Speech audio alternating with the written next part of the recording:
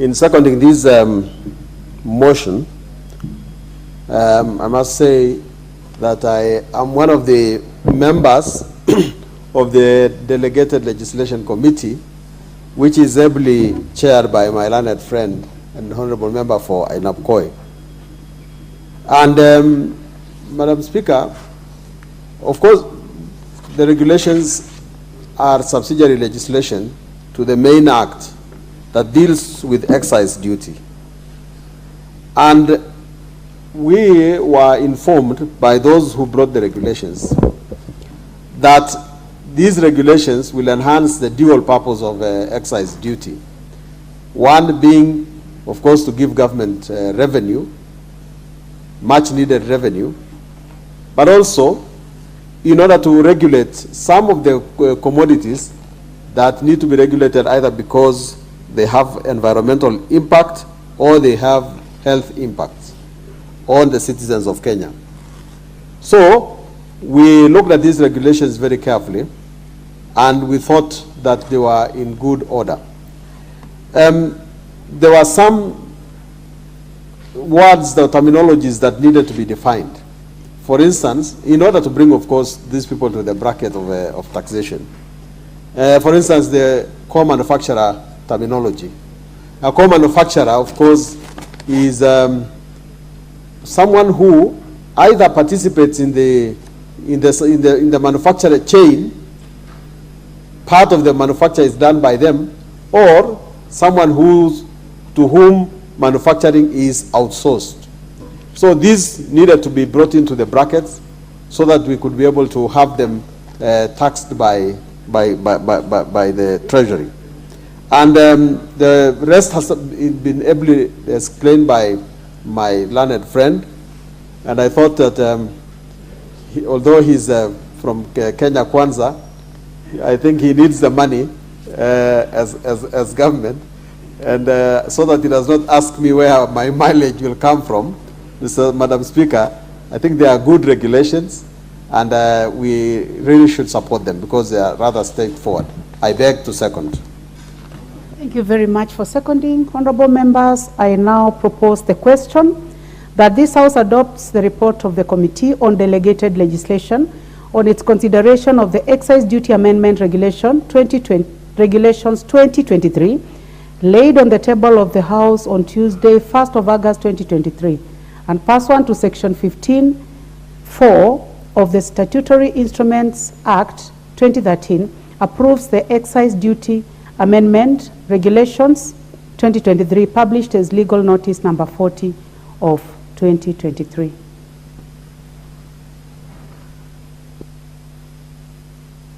Honorable members, I assume those who have their cards and their names appearing on the screen are interested to speak on this motion. I give the first opportunity to the Honorable Eric Muchangi, member for Runyenjes.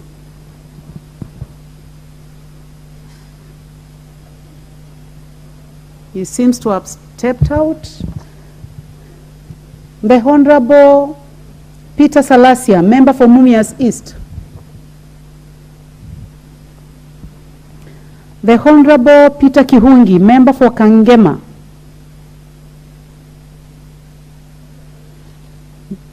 The Honorable Catherine Omanyo, member for Busia County.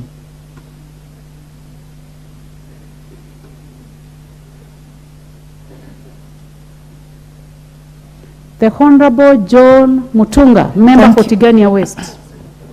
The Honorable Catherine Omanyo is on her feet. Thank you, Madam Speaker. Honorable Catherine Omanyo, you may proceed. Thank you, Madam Speaker. It is important for all Kenyans to be responsible in building their own nation. There is no single day a neighbor or a friend from far away will come and open your eyes to learn to appreciate what God has given you as Mother Nature. So paying taxes is our responsibility. However, there is, in this report, I think they did a wonderful job, and we have people who actually evade taxes. The government should increase more in adding people who evade taxes to give taxes without necessarily increasing taxes. And There are children who get excited after 18 years when they hit 18 years, who get ID numbers and get the PIN certificate, KRA, but do not understand that immediately you get that certificate, you are supposed to be actually doing zero returns, or if you start business, then you must give tax returns. So the government's role is to keep educating the people with limited understanding about these taxes, and encouraging more than frustrating, because sometimes we see it is being used as a bait. When a friend has maybe gone out of phase with somebody in power, then they use it to punish instead of it being carried out fairly to everybody. So it is a beautiful report, but I'm just topping up a little that those children who have been asked to pay every year since they were 18 years, to pay 2,000 every year, they didn't return zero returns, they should be actually be forgiven, so that once they have a business or they get a job, then they can start paying taxes. They might be still in colleges or universities, they are below 26 years, and they might not even understand what this thing is. Thank you, Madam Speaker. The Honorable John Mutunga, member for Tigania West. Thank you, Honorable Speaker, for the opportunity to contribute to this motion on adoption of the report of the committee on the adoption of the regulations as an interpretation of the act that was passed in 2013. Honorable Speaker, the excise duty where interpretation was offered in the Excise Duty Act in 2015, but they have not been operationalized as at now. It is important that we operationalize this particular act in order, first of all, to regulate the subsector, regulate the products themselves. Honorable Speaker, one of the important issues about the excise duty tax is it is a tool to influence consumption of certain products. Some products have not been guided properly in terms of consumption. It is also important in the sense that it also regulates the health and the environment. It is also comes in to regulate the environment in order to ensure that the environment is protected. The government also is going to gain some revenue out of introduction of these particular regulations. So it is important to have the regulations in place in order to increase the revenue, in order to improve on the environment, and in order to protect the health of our people. Honorable Speaker, it proposes introduction of metering, and the metering has a connotation of standardization. When we have meters or meter systems, the standards will be correct. Same kind of appliances will be used to determine the excise of goods, and therefore ensure that the transferred goods are properly measured. The legal notice, Honorable Speaker, provides for specifications of the metering itself, the measurement of the goods or the products that are supposed to be handled in this particular respect, and also the metering devices themselves. It is important in the sense that it will ensure uniformity of such devices, because devices may be produced from different parts of the country, of the world, and they may have different effects. But the regulations specify exactly how these devices are going to be developed and how they are going to be utilized. It will also prevent any tax or any revenue leakages, because inappropriate methods will not be used, or inappropriate devices will not be used. In this case, appropriate devices will be used, and therefore we shall be able to harness the tax that we might get or the revenue that we might get from this particular process.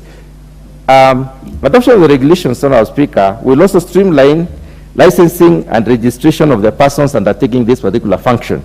The persons who partake this particular business will be properly registered, they will be regulated using the regulations as it were, and therefore we will implement the act as it were. The regulations basically principally specify the activities for which the registration is supposed to be, who is supposed to register these, the practitioners or the players, and how they are supposed to be able to do their work. It is also important to have public consultation. I mean, to have information to the people. And therefore, upon consulting the people, several issues came out on the need to have order in this particular subsector, on the need to have proper regulations for purposes of managing the subsector, as it were. Honourable Speaker, I believe adoption of this particular report enables the committee to progress into ensuring that the Act, the 2013 Act is implemented. Honourable Speaker, I support.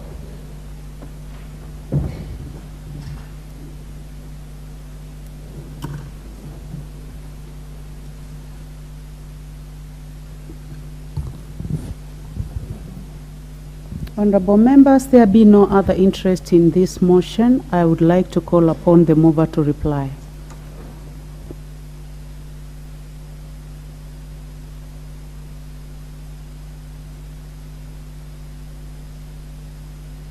Kindly pass the mic to the Honorable Chepkonga. Thank you, Madam Speaker. Madam Speaker, I'd like to thank the members who have contributed ably to this debate and this motion. It has indeed been very constructive, very enlightening, and I'd like also to thank the members of the Committee of Delegated Legislation